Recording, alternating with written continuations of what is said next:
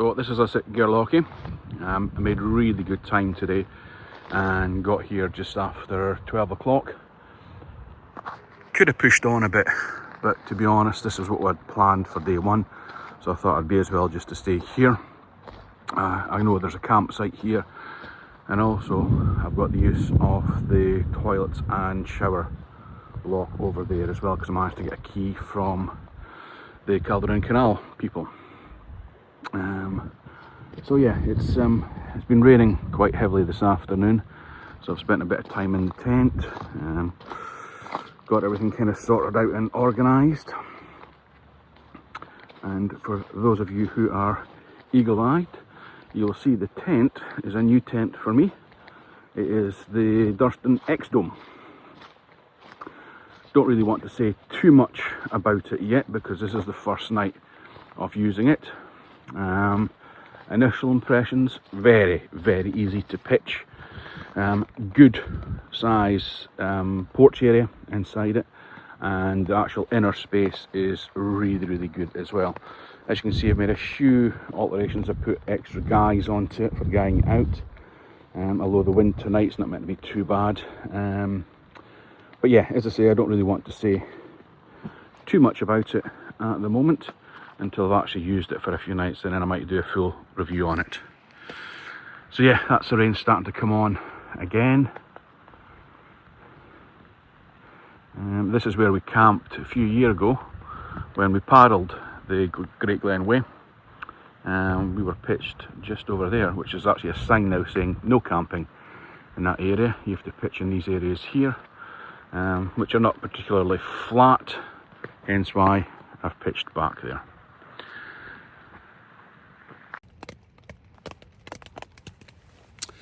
So, starting to get a bit hungry now, so I think it's time to get dinner on.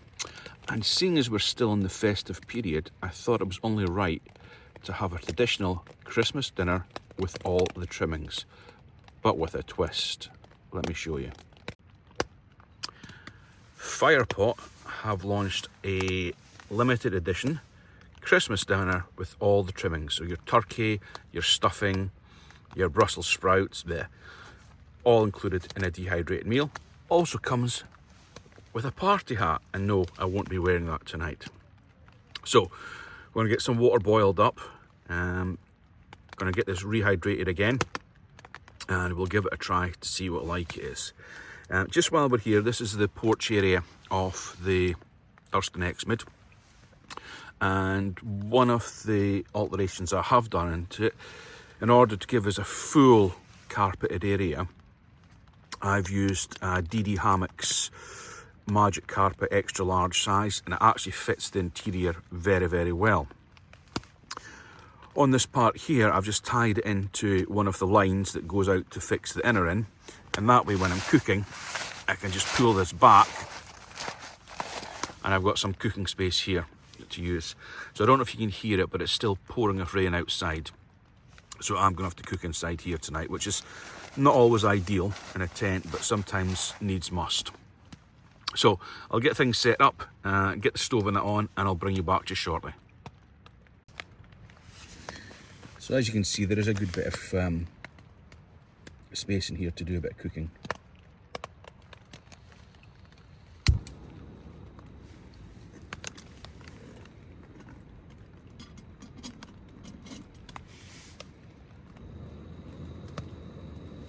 I'm using the Soto Windmaster stove with the piezo ignition. Picked this up probably early this year, thinking it's next year already, and it's very quickly become one of my favourite stoves. Lot of control on it. It is very quick to bring things to the boil, and yeah, quite a lightweight stove as well, so I'm really liking it. I don't know if you're picking up on the camera, but one of the things I'm noticing, even though we're now late December, there are still loads of bugs flying around. Loads of bugs. So just while we're waiting on that boiling away there, I've had the tent pitched now from about 1 o'clock this afternoon. And it's been rain on and off, nothing particularly heavy, but I just want to show you this that I've just noticed. The seams, there's leakage coming in at the seams. There's also leakage coming in at the door. Now, I have seen videos before where there was leakage coming in through the doors, but that is a bit of a concern that I've got leakage coming through the seams. Okay. I don't think we've been in particularly heavy rain.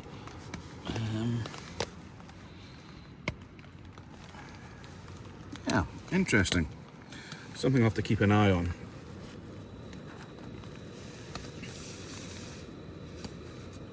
So far I've been quite pleased with the tent, but living in Scotland and doing the majority of my camping in Scotland, it is a very wet climate.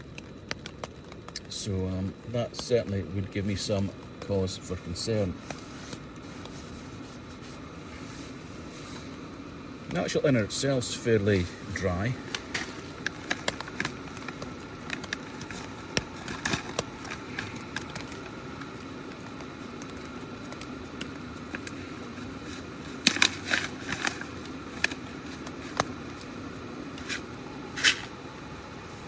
Just let you have a look into this.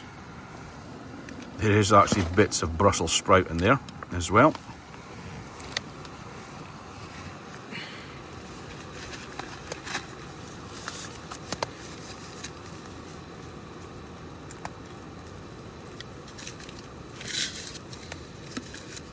As you can see, I'm well prepared for the cold weather, even though it's sitting in the tent about 12 degrees at the moment. I've got some winter gas with me, and also some neoprene covers on the gas.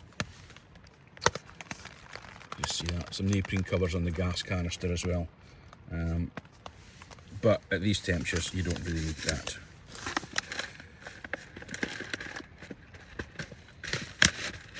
Right. Let's get the water into there,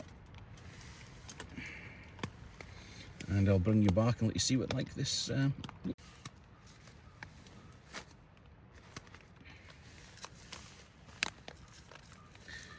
So we'll leave that sitting for a little while, and come back and see how it tastes. It smells probably as you would imagine. If you put a turkey dinner through a blender, it smells like that.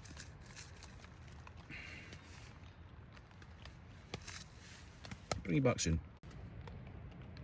Well, it's Christmas time, isn't it? So, not only do you get the hat, you also get a Christmas joke. So, here's your Christmas joke for the year. What did one campfire say to the other campfire? Let's go out sometime. That's really bad.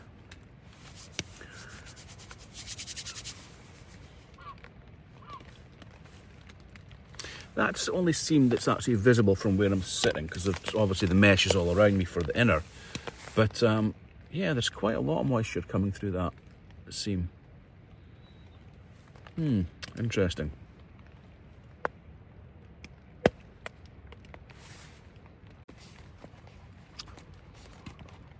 Okay, moment of truth. It's smelling a bit better.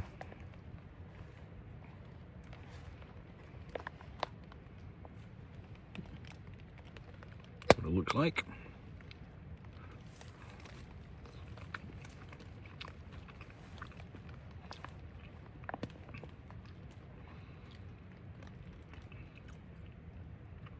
Definitely getting the turkey mince.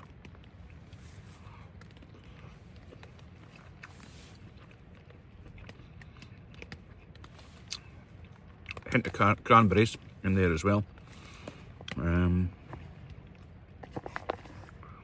Not come across any Brussels sprouts. Oh, there's one. Let's try the Brussels sprout.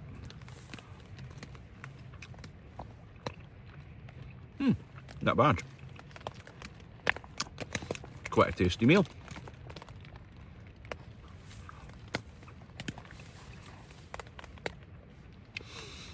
as I said, I saw these on their website, and I think they were limited edition, so I picked up a few for myself and the wife. They've got over a year's shelf life, so they'll be fine for next Christmas as well. But yeah, if you fancy a Christmas dinner, fire pot, give them a try. Right, I'm going to eat my Christmas dinner in peace, and see you in the morning. Good night.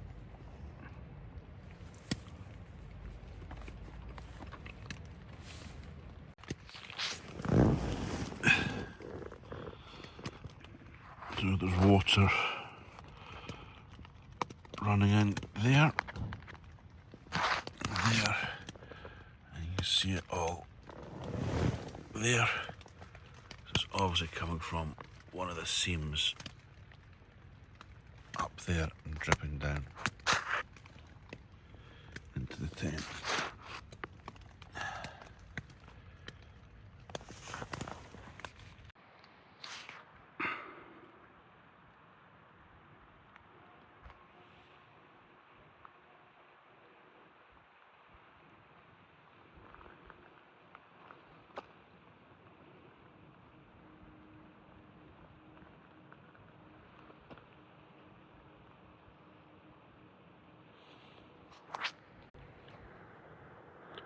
Well, good morning folks, and unfortunately I'm going to have to call this trip off today. I was quite ill last night. I was up for most of the night, maybe got 2 hours sleep, so I'm feeling pretty rough today. So the plan is today is I'm going to walk into Speenbridge and get a bus from there up to Fort Augustus, and then from there catch a bus back home. So yeah, really disappointing because today's weather was actually meant to be pretty good. As you can see, the rain's off. It has rained most of the night, but the rain is off, very mild, and yeah, I was hoping it was going to be quite a good day today, but I'm just not up to it at all, unfortunately. So I'll need to come back and do it another time, unfortunately.